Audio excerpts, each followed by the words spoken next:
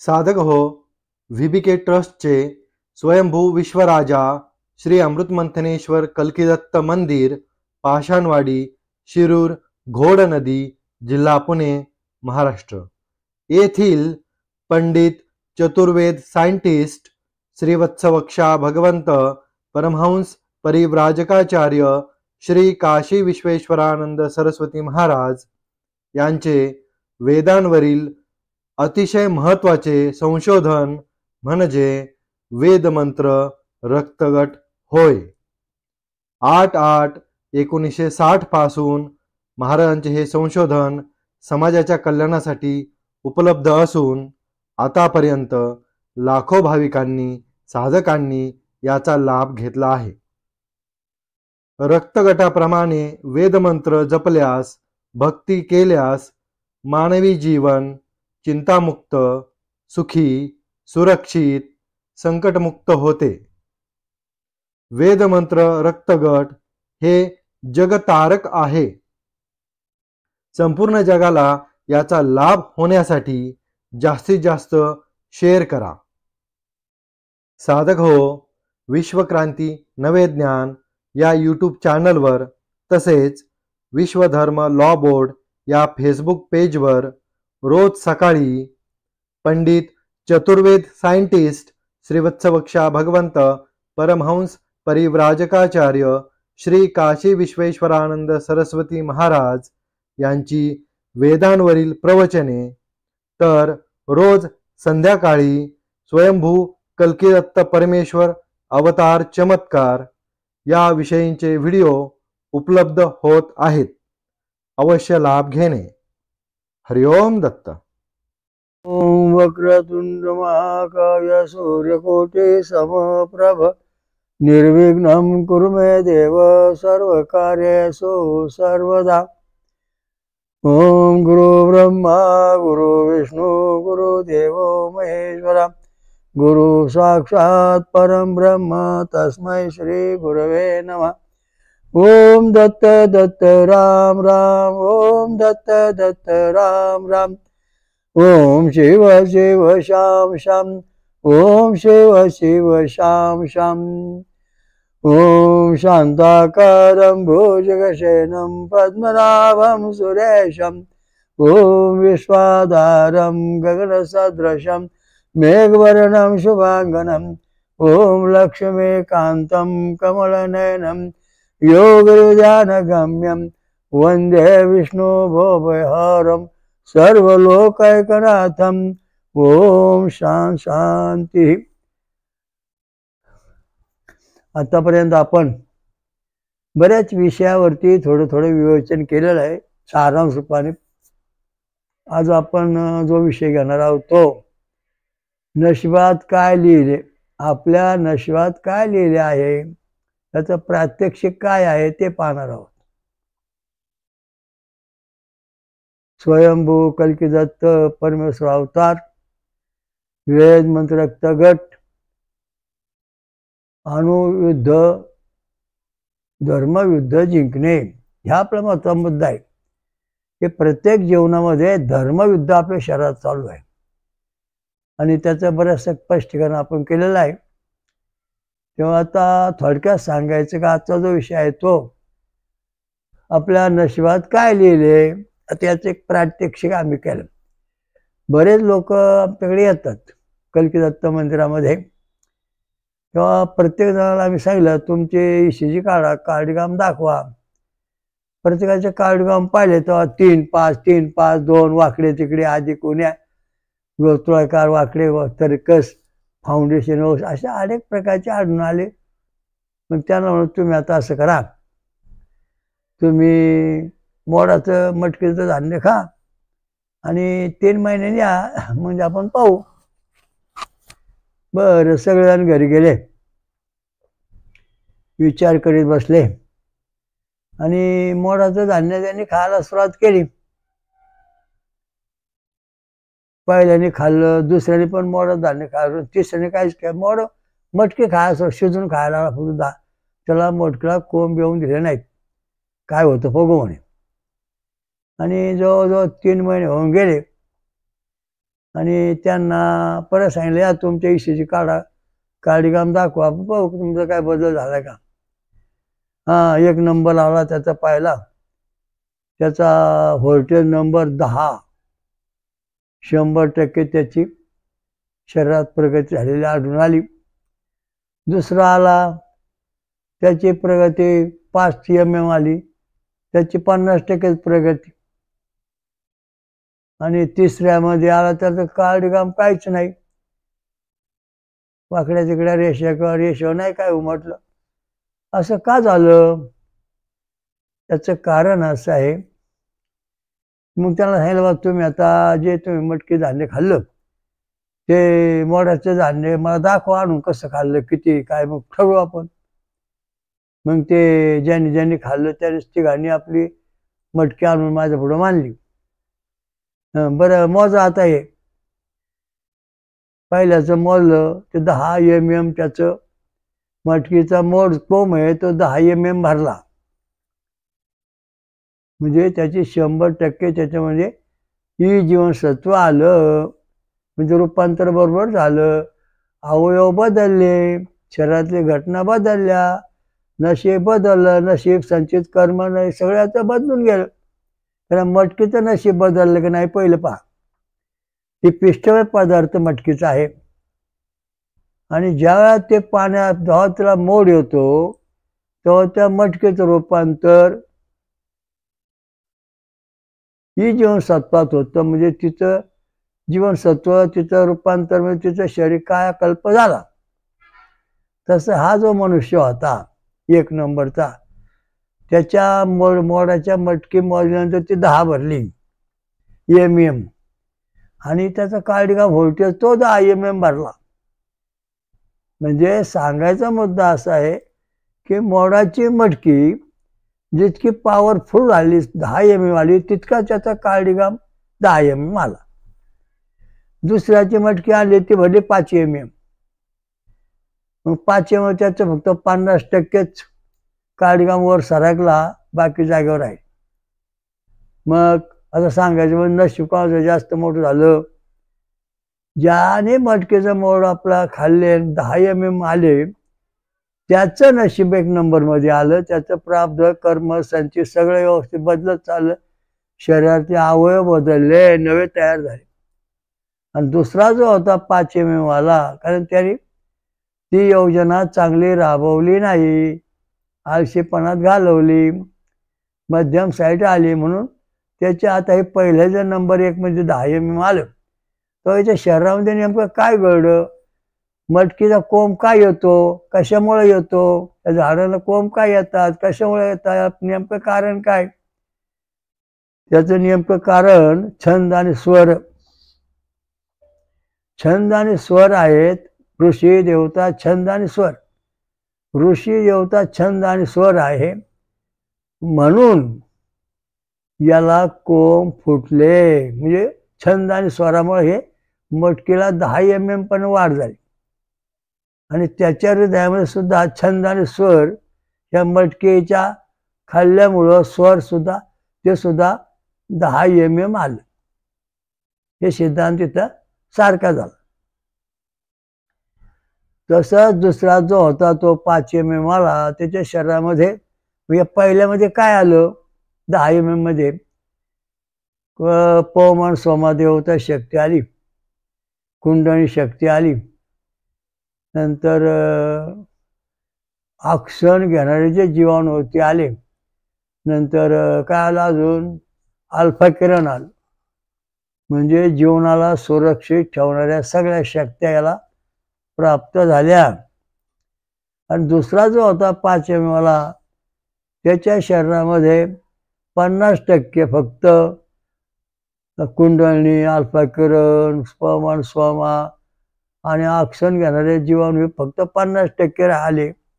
आणि दुसऱ्या 50% मध्ये गॅमा, बेटा आणि ऑक्सिजन न घेणारे किरण हे घेणारे जीवाणू आले. अशा दृष्टीने घातक अवस्था हिच्या शरीरात निर्माण झाली दुसऱ्याची. मग पहिला जो होता त्याचं आरोग्य सुधारलं, पण दुसरा त्याचं आरोग्य नाही सुधारलं, कारण कधी बरं कधी दुखणं. तिसरा होता तो काय माझा आजार. त्यांचं काळीगाम नीट झालेच नाही. म्हणजे असेच आपलं नशीब जे आहे, ह्या मटकीच्या नशिबाचं उदाहरण का द्यायचं, तर आपल्याला आता पुढचा विषय समजून घ्यायचा आहे म्हणून. मग आपला मटकीचा नशीब जे आहे ते अशा भक्ती मार्गातून सुधारलेला आहे. सोमरस पिणे आणि सोमरस पिल्यानंतर हे आपल्या जीवनामध्ये छंद आणि स्वर हे व्यवस्थित उमटतात, तेव्हा काळीगाम निघतो. काळीगाम म्हणजे नुसता लाईट इलेक्ट्रॉन नाही, जीवाणुकण हा छंद आणि स्वर निर्माण करणारा आहे. आणि तो छंद आणि स्वर निर्माण करतो म्हणून आपले काळीगाम निघतात. छंद आणि स्वर जर निर्माण त्यांनी केलेच नाहीत तर आपले काळीगाम निघणार नाहीत. तशा प्रकारे ते गजानन सांगा, तुम्ही आता गायत्री मंत्र जपा. ओम भू ओम भुवा ओम स्वा ओम महा ओम जना ओम तपा ओम सत्यम ओम तत्सवितुर्वरेण्यं भर्गो देवस्य धीमहि धियो यो नः प्रचोदयात् हा मंत्र दिला. एकाने होम हवन केलं, मंत्र पद्धतीने जपला, दुसऱ्याने टाळमटाळ केली, मंत्र व्यवस्थित जपला नाही, तिसऱ्याने जपलाच नाही. मग पुन्हा चेकिंगला त्याचे काळीगाम काढला, तेव्हा ज्याने गायत्री मंत्र व्यवस्थित जपला होता तेव्हा त्याचे काळीगाम 10 mm आले आणि त्याच्या शरीरामध्ये दैवी शक्ती संपूर्णपणे विकसित झाली. पण ज्याने गायत्री मंत्र अर्धवट जपला त्याला 5 mm आलं, म्हणजे 50% त्याला त्याची सगळे इंद्रिय शक्त्या निर्माण झाल्या, घातक शक्त्या 50% त्याला त्रास द्यायला लागला. अशा दृष्टीने ह्याच्या मंत्राच्या विद्युतून हे सगळं काळीगाम चालतं. काळीगाम निर्माण कशामुळे होतो हा जो सिद्धांत आहे, हा इलेक्ट्रॉन गरम होतो, मग त्याचं काळीगाम निघतो, हे जे म्हणणं आहे ते वेदामध्ये याचं म्हणणं असं आहे, वेदांचं, की छंद हा जो आहे, छंदांश देवता ही जगती छंद निषाद स्वर ही 72 अक्षरांचा आहे आणि याच्या संवेदनाने हे सगळे छंद आणि स्वर प्रकट होतात. तर अशा दृष्टीने हे विकास होतो. म्हणजे छंद आणि स्वर शरीरात जर उमटले तरच तुमचा काळीगाम निघतो, तसा निघत नाही. आमंगळ खाणारे काळीगाम वाकडे तिकडे, शाकाहारी माणसाचे काळीगाम मध्यम, फळ खाऊन दूध पिणारे काळीगाम 1 नंबरमध्ये. अशा दृष्टीने हे सगळे याच्यामध्ये उपचार पद्धती आहेत. म्हणजे आपलं नशीब सिकंदर आहे का धोक्याचं आहे, आपल्याला काय फळ प्राप्ती होणार, हे मटकीचं उदाहरण तुम्हाला समजलं मोडत धान्याचं. त्याप्रमाणे आपल्याला आता आपल्या शरीरामध्ये दैवी शक्ती कशी येते, काय किती परिणाम होतो, काय करते, थोडक्यात आपण पाहणार आहोत.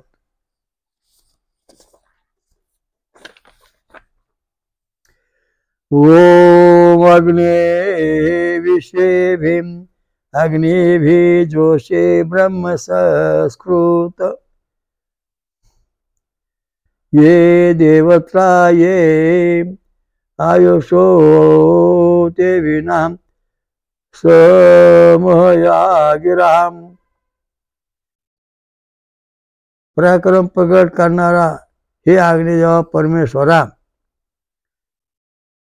पृथ्वीवरील सर्व प्रकारच्या आणि सर्व आज्ञांना बरोबर घेऊन तू आमचे स्तोत्र श्रवण कर व संतोष हो. आता हे सर्व आज्ञा या ठिकाणी सांग, सर्व आज्ञा आणायचं, सर्व आज्ञा एकच आहे, सर्व कसं आणायचा हा इथं प्रश्न बघा. आता या ठिकाणी हे जी रचना आहे, ही रचना जी आहे त्या रचनेप्रमाणे आपलं फळ मिळणार आहे. तर त्या दृष्टीने हे आपण काय पाहायचं, कसं पाहायचं, आपलं फळ कसं काय मिळणार. सर्व आज्ञा घेऊन ये. आता सर्व आज्ञा किती आज्ञा आहेत, सर्व आज्ञा आपल्या बरोबर घेऊन हा इथं महत्त्वाचा मुद्दा आहे. त्याच्यावर आता आपण बरीचशी चर्चा करणार आहोत.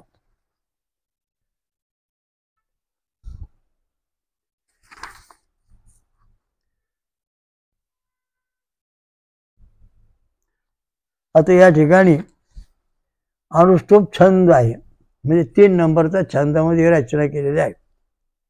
सर्व आग्नी घेऊन याचा अर्थ काय, कोणकोणची आग्नी आणायची बा? मंगलाग्नी, अग्नी, गार्गपत्य अग्नी, वैश्वानर अग्नी, नंतर गार्गाग्नी, दक्षिणाग्नी, मंगलाग्नी, अशा अग्नीचे खूप प्रकार आहेत, पण त्याच्यामध्ये 7 महत्वाचे अग्नी आहेत. तर अग्निनारायण जो आहे हा देव आहे प्रत्यक्ष. त्याला 2 तोंड आहेत आणि एका तोंडामध्ये 7 जीभ आहेत, एका तोंडामध्ये 4 जीभ आहेत, असे म्हणून 7 जीभ आहेत. या 7 जीभामध्ये 7 प्रकारचे अग्नी आहेत आणि या 7 अग्नीतून 7 प्रकारचे छंद स्वर प्रगटतात. खोट म्हणजे पहिल्या नंबर गायचे छंद सडजा स्वर एका जिभेतून येतो. दुसऱ्या जिभेतून औष्णिक छंद ऋषभ स्वरा प्रगट होतो. तिसऱ्या जिभेतून अनुष्टुप छंद गांधार स्वर प्रगट होतो. चौथ्या जिभेतून ब्रती छंद मांधार स्वर प्रगट होतो. 5व्या जिभेमधून पंचम स्वर. 6व्या जिभेतून जगत निषाद त्रिष्टुप छंद दैव स्वर आणि 7व्या जिभेतून जगती छंद निषाद स्वर. अशा दृष्टीने यज्ञ नारायणजवळ 7 रूपाची जी अवस्था आहे ही अग्नी आहेत. छंदासहित ही अग्नी 7 वर घेऊ तर आपला विकास होईल, तसं होणार नाही. कारण का आपला विकास होतच नाही 7 अग्नी जर आपल्याकडे. आता बघा, तुम्ही एक कांदा घ्या, कांदा आडवा चिरा आणि आत बघून बघा काय दिसतंय, एक बारीक कर्म दिसणार. तो ओम अंटी जन जीवाणू कण जीवात्मा आहे आणि त्याला बारीक कडने पुन्हा पाकळी फुटलेली. तो गायत्री छंद षडजा स्वर आहे. तीच पाकळी थोडीशी मोठी पुढं सरकली की त्याच्यामध्ये उष्णिक छंद ऋषभ स्वर होतो. तीच पाकळी 3ऱ्या नंबरवर आली अनुष्टुप गांधार स्वर पडतो. तीच पाकळी 4थ्या नंबरवर आली की त्या पाकळीमध्ये ब्रजछंद मांधार स्वर पडतो. तीच पाकळी 5 नंबरवर आली पंक्ती छंद पंचम स्वर तयार होतो. तीच पाकळी 6 नंबरवर आली की त्रिष्टुप छंद दैव स्वर आणि तीच पाकळी 7व्यावर आली जगती छंद निषाद स्वर म्हणून तिची वाट पूर्ण कांद्याची वाट संपली. तशा प्रकारचा आपला जो जीवात्मा शरीरामध्ये आहे त्याच्यावरती 7 वलय छंद आणि स्वराची टप्प्याटप्प्याने पुरवतात. आता तुम्हाला सांग, ही पाकळी जी पहिली 1 नंबरची ते 7 ठिकाणी 7व्या ठिकाणी येताना तिथं रूपांतर होत चालतं. तसं आपलं शरीरामधलं जो आपलं नशीब आहे, संचित आहे, कर्म आहे, नशीब संचित कर्म आणि प्राप्त जे आपलं आहे ते बदलत चालतं. काय बदलणार नाही हो, अहो सगळं खोटं आहे. तुमचं नशीब तुम्हाला बदलता येत नाही, मग भक्ती कशाला करता, हा देव कशाला ठेवलाय? हे देव देवता आहे ते आपलं नशीब बदलतात. गुरुमार्ग आपलं नशीब बदलतो. भजन कीर्तन जागरण गोंधळ गायत्री मंत्र वेद आपलं नशीब बदलतो. हे सगळं महत्वाचं आहे. संचित प्राप्त आणि कर्म हे बदलतं. कारण आता सारखा सांगतो म्हणजे कांदा जो आहे, आता मटके घेऊ, ही मटके समजा भिजवलीच नाही म्हणजे तिचं कर्म संचित बदललं नाही. ती बदल तुला मोड आला म्हणजे तिचं नशीब कर्म संयम प्राप्त बदललं म्हणजे त्या मोड आले, तिचा विकास झाला. ज्या मटक्याला मोड आलाच नाही त्याचा विकास झालाच नाही. तशी तुमची सध्या समाजाची अवस्था आहे. टंगल मरून करून तुम्ही करताय. आता हे मोडाची मटकी आहे, ती दारूत टाकली आणि पाण्यात ठेवली, तू कुठं कोंब येईन तिला? पाण्यात कोंब फुटन, दारूमध्ये ते फुगन. तशा दृष्टीने आपण देवधर्म करताना गांजा दारू आफू करणारे हे जे मोठमोठे पंडित आहेत त्यांची फक्त फुगत होतो, पण त्याचा विकास होत नाही. पाण्यात तशी तर बनवून शुद्ध भक्ती, शुद्ध विजापोटी फळ साळ गोमटी. जेव्हा आपण शुद्ध भक्ती करू, शरीर देह शुद्ध ठेवू, सोमरस पिऊ, तेव्हा आपला विकास होऊन आपलं नशीब संचित कर्म बदलून तसं बदलू शकत नाही. मग आता या ठिकाणी अग्निनारायण आपलं कर्म बदलणार आहे का? त्याची भक्ती केल्यावर आपला काय फायदा होईल याचं तुम्हाला सांगितलं. त्याचं पाहू पुढं काय सांगितलं त्यांनी.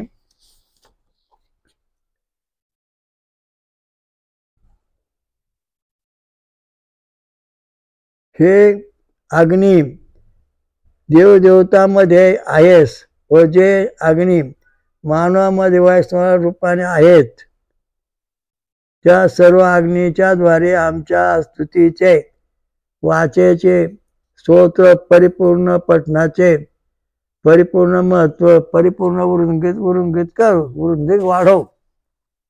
आता या ठिकाणी हा 3 नंबरचा व्होल्टेज आहे. आता अग्निदेव आपला प्रसन्न झाला. याच्यात जो मुद्दा आहे तो मुद्द्यावर आपण बोलू म्हणजे आपल्याला याचं महत्व कळेल. पराक्रम प्रयोग करणारे अग्निदेवा. आता आपल्या शरीरात पराक्रम करण्याची शक्ती आली का नाही. व्होल्टेज नंबर 3 अनुष्टुप छंद गांधार स्वरा. तर आपल्या शरीराला व्होल्टेज नंबर 3 आहे. हा 3 नंबर आहे. तो जर 6 ते 10 मिळाला तर आपण पराक्रमी बनवू विजयी बनवू जगात पराक्रम मोठे होऊ आपली हिंमत वाढन म्हणजे अग्नान या ठिकाणी प्रसन्न झाला. हा 3 नंबरचा व्होल्टेज जर 5 mm आला तर 50% अग्नी नारायण प्रसन्न म्हणजे तुम्ही लूज पडा आणि आधी कुठे म्हणजे कधी आहे कधी नाही आणि निगेटिव्ह आलं तुमचं मनातलं धैर्य प्रगट होणं शक्य नाही. तुम्ही पराक्रम करू शकतच नाही त्यावेळेला तुम्हाला विजय नाही मिळणार. पण जेव्हा तुमचा व्होल्टेज 3 नंबरचा 6 ते 10 mm येईल तेव्हा तुम्ही पराक्रम करणार ऐश्वर्य गाजवणार मनात प्रगटणार लोकांमध्ये आपली प्रतिष्ठा वाढवणार हिंमत वाढणार मनाप्रमाणे कामं होणार नोकरी मिळणार कंत्राटी कामं होणार धंदा मिळणार होणार पराक्रम होणार. नंतर तुम्ही निवडणुका जिंकणार अशा दृष्टीने तुमची मनातली सगळी इच्छा पूर्ण होणार. तशी होऊ शकत नाही. आता पुढे त्याने सांगितलं बाबा दुसरं फळ काय मिळणार आपल्याला.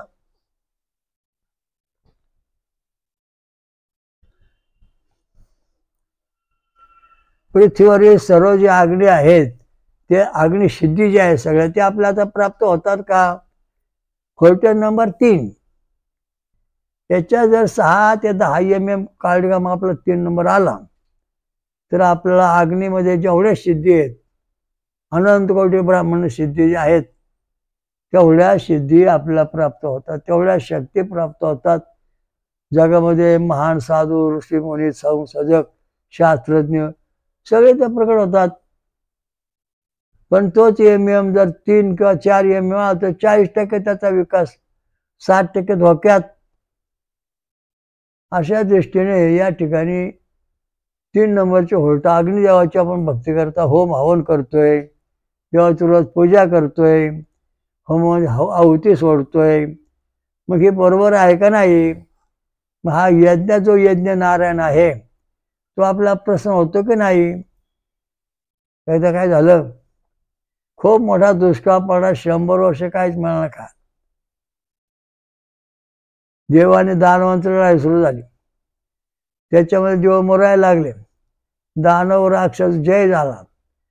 तेव्हा स्वर्गात सभा भरली आणि ठरलं बा यज्ञ नारायण हे महाविष्णूची अक्षा भगवंता तुम्ही पृथ्वीवर जाऊन यज्ञ करा आणि त्या यज्ञामध्ये हे जे सगळे देव मेलेले आहेत जे देवांच्या शक्त्या गेलेल्या आहेत त्यापर्यंत मिळून द्या. मग या ठिकाणी आपला जो कल्कीदत्त मंदिर आहे इथं जो यज्ञ आहे याच ठिकाणी हातृषचा यज्ञ पूर्वी चालू होता. याच ठिकाणी यज्ञ नारायण पृथ्वी प्रगट झाले आणि त्याने यज्ञ नारायण यज्ञाला आरंभ केला. असा यज्ञ आरंभ केल्यानंतर बऱ्याच कल्प तो चालला. रोज हवन द्यायचं रोज हवन द्यायचं. मग तो सगळे देवाला शक्ती आली ताकद आली सगळे देव संजीवन सोमरस पेले सोमरसाचा आहुती देऊन देऊन सगळे देव ताकदवान बनले. सगळ्या स्मरणशक्ती जागेवर लढायची ताकद मिळाली पराक्रम करण्याची इच्छा मिळाली. कारण जे सगळे देव होते यांचे व्होल्टेज जे होते 3 नंबरचा तो निगेटिव्ह झाला होता म्हणून त्याला अपयश आलं. पण जेव्हा 3 नंबरचा व्होल्टेज जेव्हा पॉझिटिव्ह झाला तेव्हा देवाने पराक्रम करायला सुरुवात केली आणि लोभासुर, क्रोधासुर, मयासुर, मायावीसुर, नंतर तुमचा बळीराजा, रावण आणि कुंभकर्ण असे जे स्वर्गावर आक्रमण करत होते त्यांना सगळ्यांना पिटाळून लावलं आणि देवाने आपलं पुन्हा स्वर्गाचं राज्य मिळवलं. असा यज्ञ नारायण भगवान विष्णूने आतापर्यंत 23 अवतार घेऊन चौथा स्वयंभू कल्की दत्त अवतार आहे. त्यामुळं या ठिकाणी भगवंताने जो आपला यज्ञ अवतार घेतला यज्ञ नारायण, त्याच्यामुळे सगळ्या देवांना शक्ती मिळाली. आता तुम्ही गावाहून 2 सरदार राहत होते, मोठे सावकार करणारी माणसं श्रीमंत, त्यांनी पैलवान पाळले होते. तर सांगितलं, पैलवाना हो, उद्या कुस्त्या खेळायच्या, तुम्हाला आखाड्यात जय मिळाला पाहिजे. मग ठीक आहे, आखाड्यात जय मिळाला, ठीक आहे.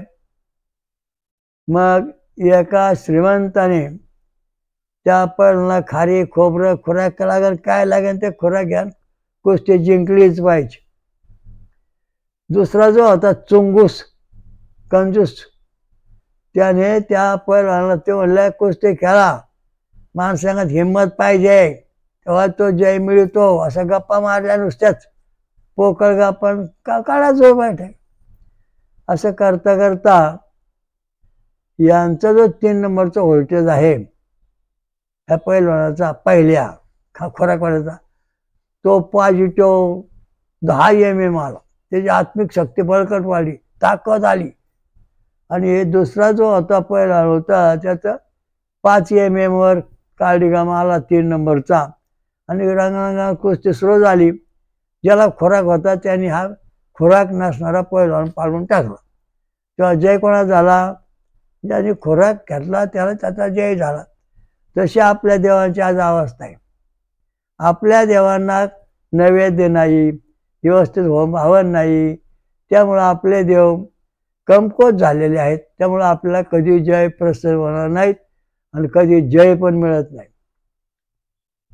आपल्या देवांना जेव्हा आपण भरपूर नैवेद्य, भक्तिमार्ग वाढवू, त्यांना भरपूर भोजन देऊ, तेव्हा आपले देव असे ताकदवान बनतील की परके आक्रमण हाणून पाडतील, आत्रेके नष्ट करतील, ताकद वाढन. अशा दृष्टीने आपल्या देवांना जपलं पाहिजे. पण आपल्या देवाला कोंबड्या बकऱ्या देऊन त्यांना तुम्ही हीन करून टाकलं, खालच्या दर्जात आणलं, भूतियार मार्गात आले देव, स्वर्गातल्या मार्गात ठेवलेच नाहीत. म्हणून तुम्हाला हिंदू धर्माचं वाटोळ झालं. 1000 वर्षांनी परक्याने आपल्यावर राज्य काय केलं? तर आपले जे देवधर्म आहे ते तुम्ही निस्तंभूत म्हणजे कमकुवत करून, आता तीच परिस्थिती चालू आहे. देव नाही, धर्म सगळं आहे. देव आहे, धर्म आहे, तुमची डोकी जागेवर नाहीत. ही विज्ञानाने तुमची डोकी भरकट चाललेली आहेत. त्यामुळं तुम्ही थोड्या दिवसात जे देवभक्ती करतील त्यांचे वंश राहतील, जे करणार नाही त्यांचं चोपडा साफ होणार आहे. ते टिकणारच नाहीत. कारण ह्या पहिल्यांसाठी देवांना खुराक दिला पाहिजे, होम चालला पाहिजे, यज्ञ केला पाहिजे. नुसत्या गप्पा मारून चालत नाही. अरे असा डाव खेळ, तसा डाव खेळ, आणि त्याला खुराक काहीच नाही. आणि ज्याला खुराक आहे त्याला असा डाव खेळ, तसा डाव खेळ, त्याचा डाव पक्का झाला आणि तडक्याच खाली पहाड. 2 गावामध्ये 2 माणसं राहत होते, सावकार, दोघांनी 2 बैल पाळले आणि बैलांची झुंज लावायची. जो जिंकन त्याला सोन्याचा तोडा. बरं ठीक, ज्या बैलांना भरपूर खुराक दिला, बैलाला एकाने काय खुराक दिलाच नाही, तो हा बैल मारला आणि एका टकरीत पुढचा बैल खाली पाडा तुकडे करून टाकले. तशा दृष्टीने आपल्या देवधर्मामध्ये आपले जे देव आहेत, हिंदू धर्मातले सगळ्या जगात पॉवरफुल आहेत. सनातन विश्व हिंदू धर्माचा जो देव आहे, ओम सहस्र शीर्षा पुरुषा सहस्राक्षा सहस्रपादमूर्ता दशांगुलम, हा अनुष्टुप छंदात आहे. वेदामध्ये अनुष्टुप छंद गांधार स्वर, नंतर रामगीतेमध्ये अनुष्टुप छंद गांधार स्वराचं स्वरामध्ये रामप्रभूने मावतीला विश्वरूप दाखवलं. भगवद्गीतेमध्ये अनुष्टुप छंद गांधार स्वर आहे, त्याच्या रचना केल्या आहे. आणि भगवान कृष्णाने अर्जुनाला विश्वरूप दाखवलं. दत्त कलकत्ता महाराजांचा छंद अनुष्टुप छंद गांधार स्वरात त्यांच्या अनेक जगाला विश्वरूप दाखवला. ही जी परिस्थिती आहे जशीची तशी, ही आपल्यापर्यंत येण्याकरता आपल्या देवांना खुराक पाहिजे. होम हवन व्यवस्थित केला पाहिजे. थत्तार मातार करून चालत नाही. देवापुढे निवाड ठेवायचा आणि लगेच तो आपणच खाऊन घ्यायचा. देवाला काय देव उपाशी राहिले. प्रत्येकाला दिव्य आत्मा आहे. दिव्य आत्म्याला दिव्य भोजन. बारीक मुलं आहेत त्यांना भाकरी घालून चालन का? नाही, त्यांना दूध पाजलं पाहिजे. तसे हे देव जे आहेत अमृत आणि सोमरस पिणारे, त्यांना अमृत सोमरस दिला पाहिजे. आणि जे देव खाणार त्यांचे वेगळा मुद्दा. सांगायचा मुद्दा असा आहे की देवांचं खाणं जे आहे ते आपण व्यवस्थित पाळून त्याचा अभ्यास केला पाहिजे. तेव्हा आपला जो 3 नंबरचा व्होल्टेज आहे तो पॉझिटिव्ह पाहिजे. तेव्हा आपण समाजात कुस्त्या जिंकू, लढाई जिंकू, यश मिळू, पुढारी बनू, मोठमोठ्या पदावर जाऊन मोठ्या नोकऱ्या मिळू, तसं हिंमत होणार नाही. धैर्य खचलं. तुमची पोरं अभ्यास करीत नाहीत, कारण 3 नंबरचा व्होल्टेज जो आहे हा व्होल्टेज तुमचा म्हणजे मुलांचा 3 ते 4 वर आहे. म्हणजे तो 40% 35% चालू. ज्या मुलाचा व्होल्टेज 10 आहे तो मुलगा 100, 90, 80% मार्क पाडतो. पाहिजे रोज डॉक्टर जाऊन तपासणी करून बघा आणि मग ठरवा तुमची कशी काय अवस्था आहे समाजाची. तुमच्या शरीराचे आजार बघा कसे चालतात.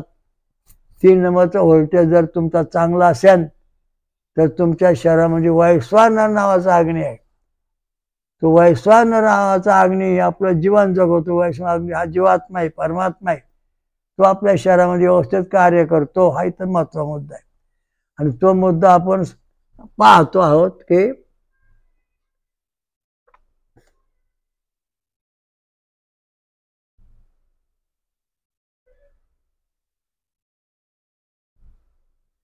वैश्वानर नावा जो अग्नी आहे तो आपल्या शरीरामध्ये असतो आहे. म्हणजे प्रत्येक जीवामध्ये, ज्या जीवामध्ये 3 नंबरचं व्होल्टेज 10 mm असन त्याच्या शरीरातला जो वैश्वानर अग्नी जो परमात्मा जीव आहे तो 100% कुठल्या प्रकारचं त्याच्यावर विघ्न येऊन देत नाही. त्याचं जीवन सुरक्षित, भौतिक, दैविक, आध्यात्मिक सर्व ठिकाणी 100% प्रगती. पण ज्याचा 3 नंबरचा व्होल्टेज 5 mm आहे तेव्हा त्या ठिकाणी आपल्या शरीरात जो वैश्वानर अग्नी जो 50% चालू आहे. अपचन होणे, शरीरामध्ये कायम आजार असणे, आपल्या शरीरामध्ये आक्षणरहित जीवाणू येणे, गेम आणि बॅटरी करण्याचा प्रादुर्भाव होणे, कोरोनासारखे भयंकर रोग येणे, याच्या म्हणजे आपण बळी पडतो. त्यावेळेस आपलं नशिबात जे लिहिलेलं आहे ते आपण जिवंत केलं पाहिजे, मरून दिलं नाही पाहिजे.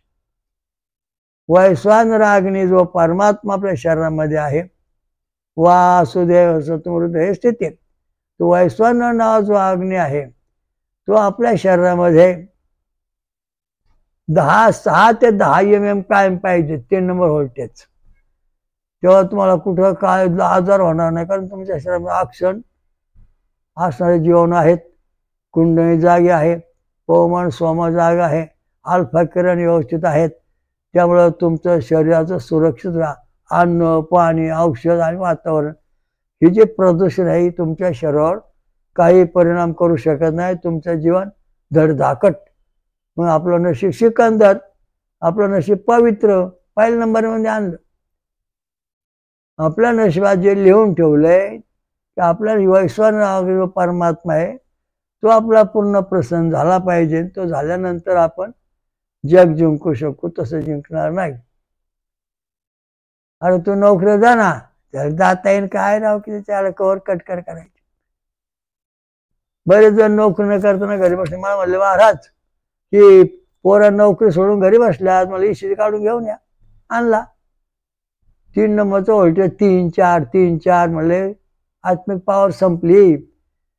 त्यांच्या नशिबात जे लिहिलेलं आहे ते इथे कट होत चाललेलं आहे.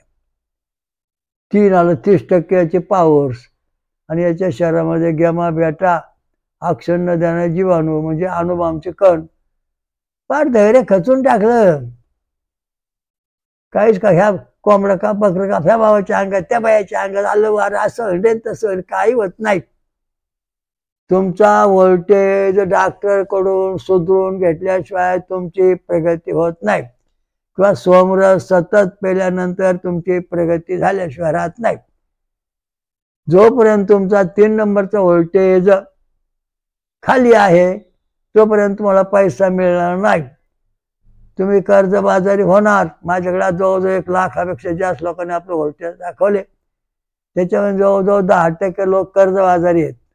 धंदा पाणी नाही आणि भिणभिण फिरत होते.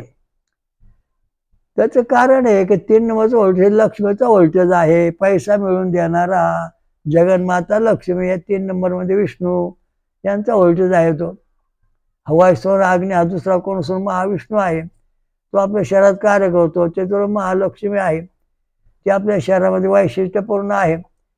3 नंबरचा व्होल्टेज जर तुमचा 6 ते 10 mm असेल तर सतत तुमच्या हातामध्ये लक्ष्मी पैसा टिकून राहील आणि कधी धंदापणात अपयश येणार नाही. कुठलेही काय कार्य करते यश मिळत राहणार, पैसा मिळत राहणार, श्रीमंत होणार, भौतिक दैविक आध्यात्मिक ईश्वर प्राप्ती होणार. याच्याकरता सोमरस प्यायला पाहिजे, आणि सोमरस पेल्यानंतरच तुमचा हा कार्यक्रम सुधारणार. गायत्री मंत्र जपला पाहिजे. त्याच्यानंतर हा जो गायत्री छंद आणि स्वर आहेत ते आता बघा तुम्हाला सांगतो मजेदार कथा. आता गणपती आठवड सगळे वाचतात. गणकृषी गणपती देवता निश्चित गा निश्चित गायत्री छंद इथपर्यंत आलो. आता या ठिकाणी काय गडबड झाली? आपलं नशीब गणपती उजाडणार आहे का? अजिबात नाही. हे अथर्व शीर्षक तुम्हाला गणपती दर्शन होऊन देणार नाही. झालं तर 10% कामं होते, सगळे होणार नाहीत, कारण या ठिकाणी षडजा स्वर कट केलेला आहे.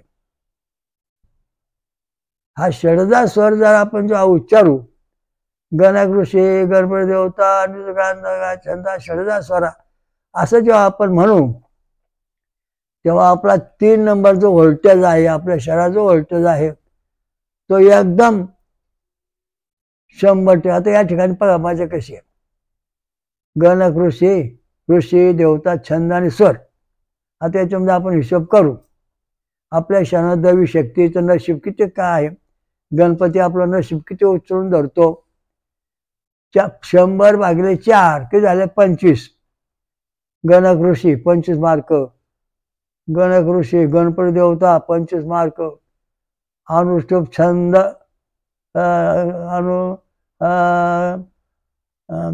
गायत्री छंदा ही 25 झाली. 75% मार्क मिळाली. इथे पुढे षडजा स्वर नसल्यामुळं 25% मार्क नाही. मी तुम्हाला 75% फक्त तुमचा नशिबाचा विकास गणपती अथर्व शीर्ष वाचला होतो, 100% होत नाही. आता माझ्याकडे बऱ्याच लोकांनी गणपती अथर्व शीर्ष दुरुस्ती करून घेतलेले आहे. मग ते कसे वाचतात? गणकृषी गणपती देवता निर्वांचा षडजा स्वरा. मग झाले 25 100. तर आज त्यांनी कोट्याधीश बनले. ते कोट्याधीश खायला अन्न नसणारी माणसं कोट्याधीश बनली का? ते 100% याच्यामध्ये हा जो 3 नंबरचा व्होल्टेज आहे तो पॉझिटिव्ह बनला 10 mm. म्हणजे तुम्हाला सुद्धा मंत्र जपताना पाहावं लागते. आता आपण पुन्हा आपण हे घेऊ रामरक्षा स्तोत्र. रामरक्षा पाहू. बुध कौशिक ऋषी सीता रामचंद्र देवता अनुष्टुप छंद पुढे गांधार स्वर नाही. म्हणजे बुध कौशिक ऋषीला 25 मार्क, नंतर सीता रामचंद्र देवता 25 मार्क, अनुष्टुप छंदाला 25 मार्क. इथे लक्ष्मी किती प्रसन्न झाली. गणपती आपला रामरक्षा स्तोत्रामध्ये सीतामाई किती प्रसन्न झाली, किती ताकद दिली. 75% फक्त. म्हणजे या ठिकाणी आपला व्होल्टेज फक्त 75% आहे, 100% नाही. म्हणजे आपण खाऊन पिऊन मंत्र म्हणून सुखी आहोत, आपली प्रगती होऊ शकत नाही. आणि ज्या लोकांनी माझ्याकडे याचा दुरुस्ती केली बोधकौशिक ऋषी, सीतारामचंद्र देवता, अनुष्टुप छंदा, गांधार स्वरा असे म्हणले. ते आज त्यांची परिस्थिती कोट्याधीश, ज्ञानामध्ये पुढं, भौतिक दैविक आध्यात्मिक सुख पूर्ण मिळालं. कारण ते खोलचा नंबर 3 जो आहे तो 10 झाला ना. गायत्री छंद उमटला इथं गायत्री छंद तोडून टाकलाय. इथे या ठिकाणी अनुष्टुप छंद तोडला रामरक्षामध्ये 25% नष्ट केला म्हणून आपण खाली आलो. म्हणजे आपल्या धर्मात जे काही धर्मपंडितांनी चुका केल्या ते आपलं सुधारायचं आहे. हिंदू धर्म सुधारायचा आहे, याच्याकरता आपलं पुनर्जीवन करावं लागणार आहे. ऋषी देवता छंद स्वर, ऋषी देवता छंद आणि स्वर ही वेदात सांगितली जी चतुसूत्रे आहेत ती आपल्याला पूर्णपणे प्रत्येक मंत्रावर आली पाहिजे. आता शनीचं आपण घेतलं, दसरा ऋषी, शनीश्वर देवता, त्रिष्टुप छंदा, या ठिकाणी 75% मार्क आहेत, 100% नाहीत. म्हणजे 25% मार्क कट झाले. जरी आपण शनी महाराजांची किती भक्ती केली या स्तोत्राने तर 75% सुख मिळेल. 25% शनीची साडेसाती आपला कधीच सोडणार नाही आणि ते आपल्याला कायम छाळणार. मग आपण जेव्हा असं म्हणू दसरवशी, शनीश्वर देवता, त्रिष्टुप छंद, दैव स्वरा असं म्हणू आपण, तेव्हा आपला जो व्होल्टेज आहे 3 नंबरचा या ठिकाणी सांगितल्याप्रमाणे वायुस्वराचा तो 10 mm 6 ते 10 mm आला. म्हणजे आपली 7.5 पूर्ण शनीची संपली, आपल्याला ती चालणार नाही. अशा दृष्टीने आपण हा विचार केला पाहिजे. त्या दृष्टीने आपण याचं निरीक्षण केलं पाहिजे. तो आपल्या नशिबात काय लिहिलं आणि ते कसं आहे याचं आजपासून ही मालिका सुरू होणार आहे. टप्प्याटप्प्याने निर्णय ज्ञान सांगितलं जाणार आहे. व्होल्टेज नंबर 3चं आज महत्त्व तुम्हाला सांगितलं. संतोष, आनंद, दुःख. आता तुमचा आता आनंद, तुम्हाला संतोष म्हणजे आनंद होणार आहे. आपला व्होल्टेज 3 नंबरचा 6 ते 10 मला का आपला आनंद होईल, मनातल्या सगळ्या इच्छा पूर्ण होणार. आणि तोच जर 3 नंबरचा व्होल्टेज 5 आला तर मनातली इच्छा दबून जाणार, कधी पूर्ण कधी अपूर्ण अशा दृष्टीने चालणार. आधी कोणी आलं खात्री नाही आणि निगेटिव्ह आलं का सगळी आशा संपली. म्हणजे आपल्या मनातल्या ज्या इच्छा आहेत तो वैश्वार जो अग्नी परमात्मा आहे त्याच्यापासून आपल्या प्राप्त होत नाही, लक्ष्मी प्राप्त होत नाही, विष्णू प्रसन्न होत नाही, आपल्याला कोणीच कृपा करीत नाही, देवाची कृपा आपल्याला पूर्ण होत नाही. असे हे सगळे गौड बांगाल वेदामधली नवीन दिशा आहे. हे नवीन ज्ञान आहे. जगामध्ये अजूनपर्यंत असं वेदाचं तत्वज्ञान कोणालाही झालं नाही, कोणी सांगितलेलं नाही. तर माझ्याकडे बरेच लोक येतात आणि सांगत आला तुम्ही अनुभव घेऊन बोला. कोट्यावधी लोकांनी यांचा अनुभव घेतला. अमेरिका, रशिया, जपान सगळ्या देशामध्ये चालू आहे. वेद मंत्र गट, ये बीचा गणपती, ओचा विष्णू, याचा शंकर, बीचा सूर्यनारायण. तर या रक्तगटावरून आपले मंत्र म्हणायचे, भक्ती करायची, आपला कार्यक्रम तपासून पाहायचा 3 नंबरचा आणि मग आपला फायदा होणार आहे. आता तुमचा समजा ये बी रक्तगट आहे आणि तुम्ही शंकराची भक्ती करताय तर त्यावेळेला तुम्ही शंकराची भक्ती करत असताना हा 3 नंबरचा व्होल्टेज आहे. कारण ये बीचं रक्त आणि उचं एकमेकाशी मिळत नाही, तसे स्वभाव एकमेकांना मिळत नाही. त्याच्या लहरी आहेत ते एकमेकांना जमत नाहीत. एक मला प्रगती करण्याचे त्याच्यामध्ये गुणधर्म आहेत ते एकत्र येत नाहीत. मग या ठिकाणी आपली भक्ती आपल्याला फायदाशीर होत नाही. मग आपण ये बी रक्त गणपतीची भक्ती करायची आणि शंकराची आपला मदत घ्यायची. म्हणजे सगळ्या देवांची आपल्याला मदत मिळवायची, पण जी मुख्य भक्ती ते चालू ठेवायची. पंचायतन मानतो आपण वा काय पंचगण मानली, विष्णू मानला, गणेश, शंकर, देवी आणि सूर्यांमध्ये विष्णू ही झाली पंचायत. तशाच प्रकारचं ही चारी बाहेर सगळे देवाचे यांचा आपला पाठिंबा मिळवायचा, पण रक्तगटावर जास्त जोर द्यायचा. तेव्हा आपलं नशीब सिकंदर होणार. जगाला एवढा एकच पर्याय आता, अणुयुद्ध हे चालू आहे. म्हणजे अणुयुद्धाचा अर्थ असा आहे की अणुबामचे जे कण आहेत, प्रग्यामा बेटा आणि ऑक्सिजन न घेणारे कण आहे, जीवाणू आहेत, ते आपल्या शरीरात शिरले की आपली प्रगती हळूहळू खुटते, आजार वाढत जातो, समाज प्रतिष्ठा नष्ट होते, आपण निवडणुकी हारतो, समज आपण मोठे होऊ शकत नाही, कुठे पुढे पण आपल्या हातात येत नाही, आपली नोकरी नीट टिकत नाही, आपला आजार हटत नाही, आणि कोण येऊन आपल्याला दम द्यावा, आपले कोणी आपल्याला लुबाडून खावा, अशा अनेक वाईट गोष्टी सुरू होतात. तेव्हा आपल्याला धर्मयुद्ध जे जिंकायचे ते आपलं धर्मयुद्ध म्हणजे आपल्या शहरात चालू आहे, आणि ते मिळवण्याकरता आपल्याला सोमरस पेलं पाहिजे, देवाची भक्ती एकनिष्ठ केली पाहिजे. तुमचा ये रक्तगट आहे म्हणजे तुमची शिवभक्ती आहे, आणि ते जर तुम्ही एकनिष्ठ करीत असताना, आणि तो जर तुमचा 3 नंबरचा काळडिगाम जर समजा 10 MM आला, तर तुम्ही कोट्याधीश बनणार, कोट्याधीश. तुमच्या सगळ्या अडचणी संपणार. तेव्हा 3 नंबरचा व्होल्टेज लक्षात ठेवा. कुठल्या गट जपला तर 3 नंबरचा व्होल्टेजवर जोर द्या आणि तो तपासून पहा. ते तुमचे नशिबात जे लिहिलंय, आपल्या नशिबात खरं लिहिलेलं आहे काय? पराक्रम लिहिलेला आहे, संतोष लिहिलेला आहे, आनंद लिहिलेला आहे, पैसा लिहिलेला आहे, लक्ष्मी लिहिलेली आहे. मग आपल्याला ते का मिळत नाही? तर आपला जो 3 नंबरचा काळडिगाम आहे तो खाली आलेला आहे, त्यामुळे आपल्याला ते प्राप्त होत नाही. म्हणजे आपल्याला गेमा बेटा किरणांचे हाल होऊन ते नष्ट झाले. जेव्हा आपण भक्ती करू, सोमरस पेऊ, गायचे मंत्र म्हणू, तेव्हा छंद आणि स्वर जो आहे 3 नंबरचा अनुष्टुप छंद गांधार स्वर, तो 10 MM येणार. 3चा 10 MM झाली तुमची आर्थिक सुधारणा, झाली तुमची धार्मिक सुधारणा, झाली तुमची भौतिक सुधारणा. असे हे सगळं शास्त्र आपल्या नशिबाचं संचित कर्म प्राप्त असं बदलतं, लक्षात ठेवा. हा संचित कर्म बदलत नाही, तुला असंच आहे, तो तसाच राहशील. मी लय लोकांना भेटलो, पंडित ज्ञानी पंडित सगळे साधू संत, तो असाच आहे, तो असाच राहशील, तुझं कल्याण होणार नाही. आता जी मला म्हणत होते माझं नशीब बदललं, आमचं सगळं जीवन बदललं, सगळ्यांचं कल्याण झालं, येणाऱ्यांचं कल्याण झालं, आणि जे म्हणत होते आता मागं पडल्यात. ते म्हणायचे मला महाराज 2 हात मस्त यश आमच्या जो तुम्हाला द्यायला काय ना कोट्याच वाटतं माणसं. मला असे बरेच जण म्हणते. मी म्हटलं तसंच तू यांचे व्होल्टेज 3 नंबरचे लगेच 2-3 वेळा आले काय दिवसांनी, आणि आज भिकारी झाले, खायला अन्न नाही, भीक मागून जगात्यात. का?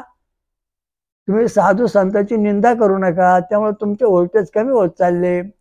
साधू संतांची पूजा करा, कुंभमेळ्यात जा, म्हणजे विद्वान साधू आहेत, चांगले नेम करणारे, कंदमुळे खाणार, त्यांची भक्ती करा, त्यामुळे तुमचे व्होल्टेज सुधारतील. चांगले गुरु करा, फळे खाणारे, दूध पाणारे तुमचं सुधारते, दारू गांजे पाणारे गुरु करू नका, त्यामुळे तुमच्या शरीराचा विकास तुमचा होणार नाही, होतच नाही. ओम दत्त दत्त राम राम, ओम दत्त दत्त राम राम, ओम शिव शिव श्याम श्याम, ओम शिव शिव श्याम श्याम. गवळ म्हणे गवळ नीला, चलत अमृत मंथने स्वर दत्ताला, अमृत पिऊ अमर हो जाऊ परमधामाला. पंढरीचा राजा पांडुरंग इथे झाला मोहिनी गवळण, देवांना देतो अमृत, राक्षसांना देतो मजरा, ऐसा कार्यक्रम युगे युगे चालला. काशीश्वर दत्त म्हणे शिरूर अमृता गवळणी रे, शिरूरा अमृत गवळणी. ओम दत्त दत्त राम राम, ओम दत्त दत्त राम राम, ओम शिव शिव श्याम श्याम, ओम शिव शिव श्याम श्याम. ओम स्वयंभू स्वयंभू विश्वराजा, स्वयंभू विश्वराजा. करके दत्तात्रय महाराज की जय. स्वयंभू महापंचसागरेश्वरी महादुर्गा शाकंभरी माता की जय.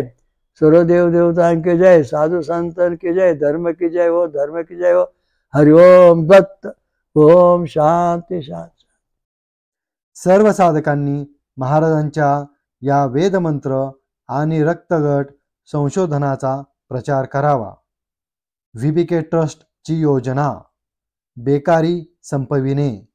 वेदमंत्र आणि रक्तगट प्रचार करा, समाजाकडून मदत होते. जगभर घरोघरी प्रचार करा. अधिक माहितीसाठी पुढील पत्त्यावर भेट देणे किंवा संपर्क साधणे. VBK ट्रस्टचे स्वयंभू विश्वराजा श्री अमृत मंथनेश्वर कल्किदत्त मंदिर, पाषाणवाडी, शिरूर, घोड नदी, जिल्हा पुणे, महाराष्ट्र. हरिओम दत्त.